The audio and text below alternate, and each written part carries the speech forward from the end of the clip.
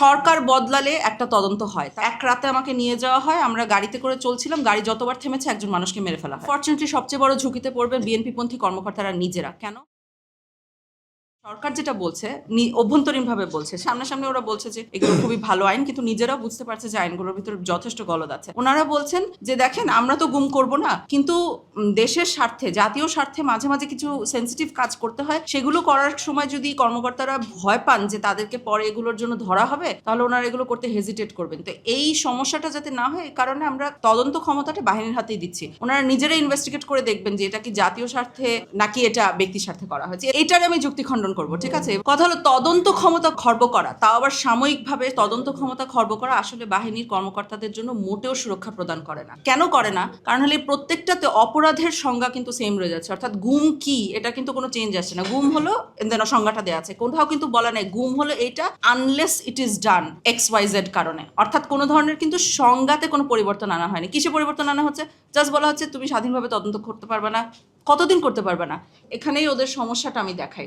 সবচেয়ে লজিক্যাল সমস্যা দেখাতে পারবো ক্রসফায়ারে। সরকার বদলালে একটা তদন্ত হয়, তার সবচেয়ে ভালো উদাহরণ ক্রসফায়ার। কেন?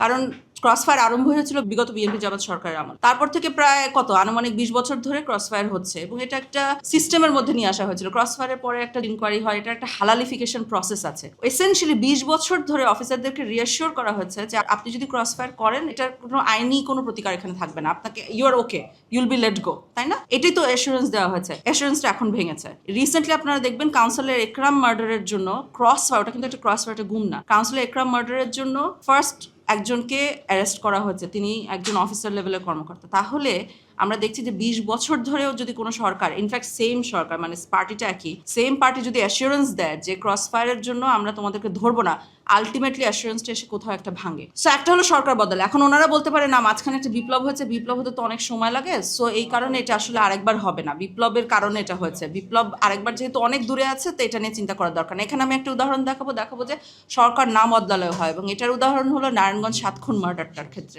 নারায়ণগঞ্জ 7 খুন মার্ডারের যে 3জন অফিসার অভিযুক্ত, আমি জেলে যে ওনাদের সাথে অনেকক্ষণ কথা বলেছিলাম, আমি দেখেছিলাম যে ওখানে যে অভ্যন্তরীণ দ্বন্দ্ব, যে কারণে 7 খুনের এতগুলো এভিডেন্স বাইরে চলে এসেছিল, সেটা আসলে যে কোনো জায়গায় রেপ্লিকেবল, সরকার পরিবর্তন হওয়ার কোনো প্রয়োজন নেই। এবং সেক্ষেত্রে দেখেন তখন আওয়ামী লীগ ক্ষমতায় ছিল, তারেক সায়েদ ছিল আওয়ামী লীগের এত বড় একজন নেতার মেয়ের জামাই, সেক্ষেত্রেও কিন্তু অ্যারেস্ট শুধু না, মৃত্যুদণ্ড থামাতে পারেনি। তাহলে আপনি খেয়াল করেন সরকার যে অ্যাসিওরেন্স দিচ্ছে বাহিনীদেরকে যে তোমরা কাজটা করো, আমরা তদন্ত করব না, এই অ্যাসিওরেন্সটা প্রচন্ড সাময়িক, এবং এই অ্যাসিওরেন্সটা যেই রুলিং পার্টি করে তারা নিজেরাই অনেক সময় রাখতে পারে না। সেটার উদাহরণ হলো নারায়ণগঞ্জ 7 খুন। এবং রুলিং পার্টি যদি পরিবর্তন হয়, পরে এসে আবার একই পার্টি একই অপরাধে সাজা দেওয়ার চেষ্টা করতে পারে, যেটা এই মুহূর্তে ক্রসফায়ারের জন্য অ্যারেস্টগুলোর ক্ষেত্রে আমরা দেখতে পাচ্ছি। অর্থাৎ বাহিনীর অফিসারদেরকে সাময়িক অ্যাসুরেন্স দেওয়া হচ্ছে ক্রাইমটা করার জন্য।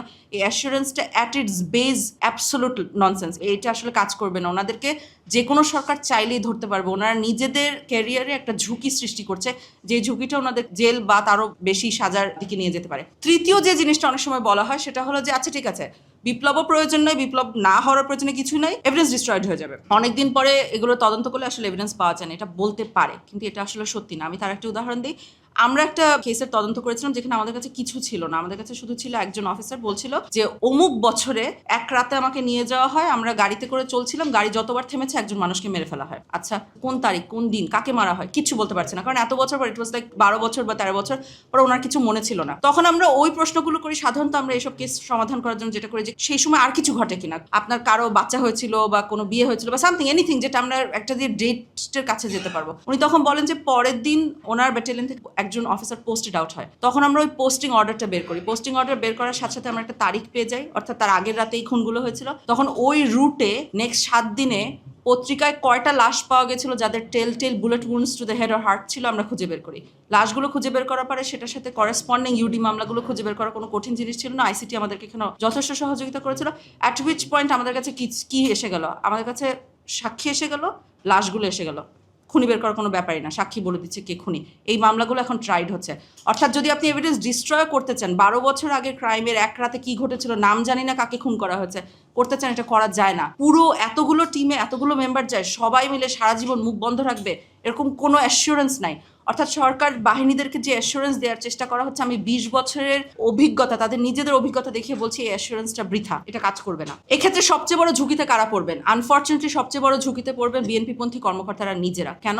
কারণ সরকারে যেহেতু তাদের পার্টি আছেন, যেভাবে এই জিনিসগুলো কাজ করে, তারাই সামনে এগিয়ে আসতে চাইবেন, তারাই আস্থাভাজন কর্মকর্তা হওয়ার চেষ্টা করবেন। দেয়ারফর এই সরকার বলে কিছু হবে না, আমি বুঝতে পারছি, কিন্তু সামনে যে কোনো সরকার আসলে এই কেসগুলো বের করতে পারবে। ঠিক যেভাবে এখন আওয়ামীপন্থী কর্মকর্তাদের বিরুদ্ধে বের করা হচ্ছে, এক্স্যাক্টলি একই জিনিসটা সামনে রিপিটেড হবে। অর্থাৎ এই আইনগুলো সবচেয়ে বেশি ঝুঁকিতে ফেলছে বিএনপি পন্থী কর্মকর্তাদের। দ্বিতীয় ক্যাটাগরি যারা ঝুঁকিতে পড়বে তারা হলো জুনিয়র কর্মকর্তারা। কেন? কারণ জুনিয়র কর্মকর্তাদেরকে অনেক সময় যখন নির্দেশ দেওয়া হয়, তারা এন্টায়ার সিনারিওটা বুঝেন না, বোঝার সম্ভবই না। ওনাকে বলা হচ্ছে ওকে তুলে আনো, ওর বিরুদ্ধে এভিডেন্স কি কি এটা তখন তাকে প্রদান করা হবে না, করাটা স্বাভাবিকও না। সে যখন কাজটা করছে তখন সে যে ক্রাইমে জড়িয়ে পড়ে, সে অনেক সময় কন্ট্রোল করতে পারে না জিনিসটা। আমি কিছু উদাহরণ দিই। 5ই আগস্ট রাতে আমরা জানি বেশ কয়েকজনকে রিলিজ করা হয়েছিল, কয়েকজন সামনে এসেছেন, অনেকে সামনে আসেননি। আইনও যে একজনকে রিলিজ করার সময় যাদেরকে অর্ডারটা দিয়েছিল, অর্ডারটা ওনারা সেই মুহূর্তে বুঝেন নাই। ওনাদেরকে বলা হয়েছিল একে ডিসপোজ অফ করতে হবে, ওনারা বুঝেন ডিসপোজাল মেনে কি ওনাকে মেরে ফেলতে হবে নাকি ছেড়ে দিয়ে আসতে হবে। আসলে ছেড়ে দেওয়ার অর্ডার ছিল, প্রথমে এটা বুঝেন নাই। আপনি কি জানেন যারা অর্ডার পেয়েছে তাদের মধ্যে 2 জন সাথে সাথে বমি করে ফেলে, বিকজ দে ওয়ার লাইক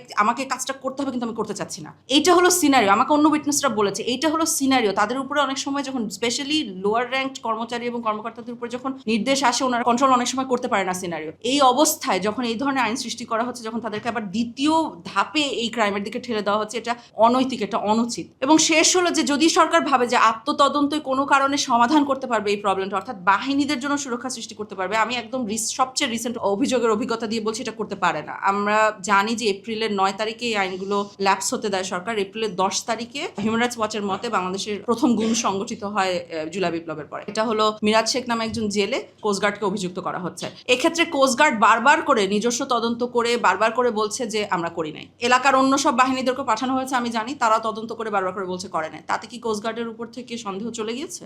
কিছু যায়নি। ওইখানে যে বেচারা কমান্ডারটা আছে, ধরে নিলাম কোস্টগার্ড করে নাই, তাহলে ওই কমান্ডারটা ওখানে একজন বেচারা, অর্থাৎ উনি এমন একটা অভিযোগ ওনার কাছে করা হচ্ছে যেটার জন্য উনি ধরে নিলাম উনি দোষী না। উনি এখন একটা বিপজ্জনক পজিশনে পড়ে গেছেন, ওনার ক্যারিয়ার ঝুঁকিতে পড়ে গেছে না? কেন? কাজ উনি যতবার বলছেন আমি এটা করি না, এটা কেউ গ্রহণ করবে না। আনটিল একটা স্বাধীন তদন্ত করে এটা প্রমাণ করা যায় যে ওরা করে নাই, কেউ গ্রহণ করবে না। এই ইফেক্টটা ওনার ক্যারিয়ারে যা থাকবে, এটা উনি চাইলে ওভারকাম করতে পারবেন না। এটা আমরা বারবার করে দেখছি। এটা সমাধান যে নাই তা না, সমাধান ইজ ভেরি সিম্পল। ওনারা যেটা বলছেন যে জাতীয় নিরাপত্তার স্বার্থে কিছু কিছু সময় কিছু কিছু কাজ করতে হয়, এই কারণে এরকম আইনের মধ্যে ধোঁয়াশা রাখা উচিত, এই জিনিসটা বাহিনীদের স্বার্থে তো নাই। আই হোপ এটা আমি দেখাতে পেরেছি, কিন্তু এটা প্রকোপটা কি সেটাও বুঝতে হবে। আয়নাঘর যখন আমরা ম্যাপিং করেছি, আমাদের যে 1500 কেসের মধ্যে ধরেন আমরা কাউকে কেস পাইনি, অনেক অনেক হাজার হাজার কেস আমরা পাইনি, কিন্তু একটা সেলে, পাশের সেলে আরেকজন ছিল, সো একজনকে আমাদেরকে বলতে পারছে যে আমি এটা দেখেছি ওটা দেখেছি।